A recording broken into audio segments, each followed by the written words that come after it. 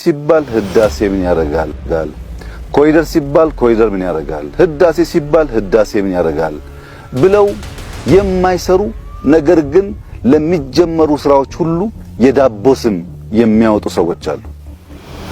እነዚያ ለስራ ሁሉ የዳቦ ስም የሚያወጡ አቃቂር የሚያወጡ ስራ ሳይጀምሩ ስራ ሳይችሉ ፕራዮሪቲ የሚያወጡ ይሄ ይቅደም ያ ይከተል ያ ያስፈልግም ይሄ ያስፈልጋል የሚሉ ሰዎች አሁን ለነሱ ቻሌንጅ አለ።